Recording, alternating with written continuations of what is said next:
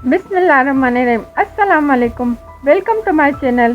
इस किस्म में रोहेल की माँ और जास्मिन टीवी देखते हैं तो रोहेल आके कहता है, अच्छा हुआ डाकुओं ने आपको कुछ नहीं किया। तो रोहेल की माँ बहुत गुस्सा करती है कि तुमसे तो अच्छी जास्मिन है जो मेरे लिए गुंडों से लड़ गई, और जास्मिन की बहुत तारीफ करती है।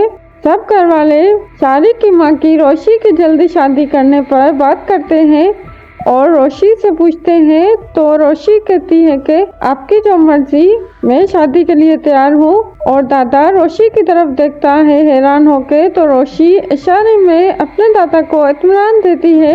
शारिक की माँ शारिक को बताती है कि रोशी के घर वाले शादी के लिए मान गए हैं। तो शारिक हैरान हो जाता है और रोशी को कॉल करके पूछता है कि इतनी जल्दी तुम शादी के लिए कैसे मान गई? क्या तुम वाकई डर गई हो अपनी वीडियो वायरल होने से? तो रोशी कहती है, तुम्हें इससे क्या मतलब? शादी के बाद दोनों मिलकर मेरी वीडियो देखेंगे।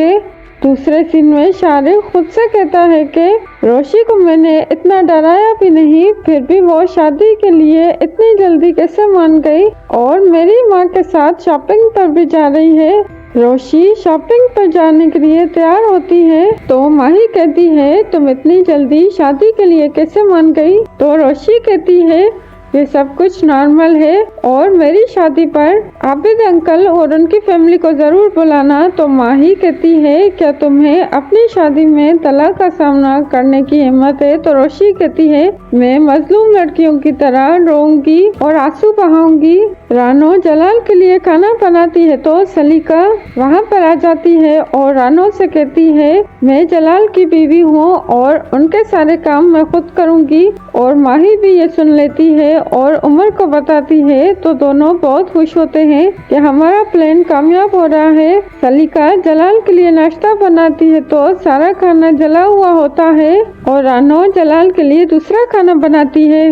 रोशी का बाबा आबिद को कॉल करके रोशी की शादी के लिए इनवाइट करता है तो वहाँ पर तला आ जाता है मोहित के साथ और आबिद तला को बताता है कि रोशी की शादी है। तो तलहा और मोहित दोनों दुखी हो जाते हैं। माही और सलीका रोशी को शॉपिंग पर साथ चलने का कहते हैं तो सलीका कहती है, तुम्हें भी कुकिंग सीख लेनी चाहिए। तो रोशी कहती है, शायद मेरे खाना बनाने की नौबत ही ना आए और आप जाएंगी शॉपिंग पर, मुझे कुछ काम है। और रोशी कुछ प्लान बनाती है और अपनी केमिस्ट दोस्त को कॉल करके पूछती है और उससे मदद मांगती है।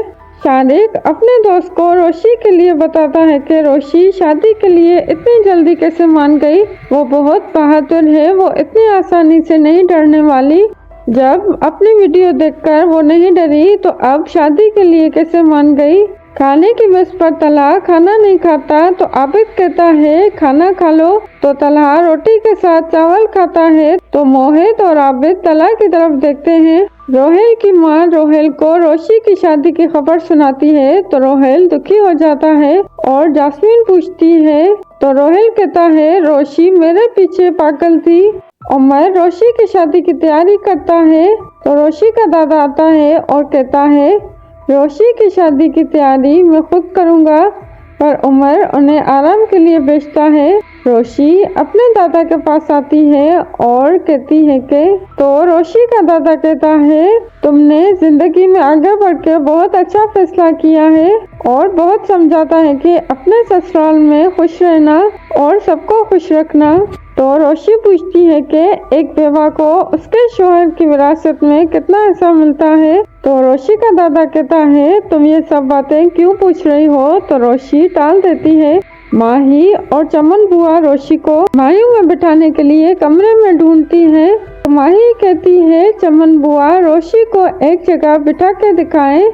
और वहाँ पर रोशी आ जाती है और मायूं के लिए उपटन नहीं लगवाती और अपनी शादी के लिए बैग पैक करती है और माही को कहती है, जब मैं रुखसत हूँ ये बैग मुझे याद से दे देना।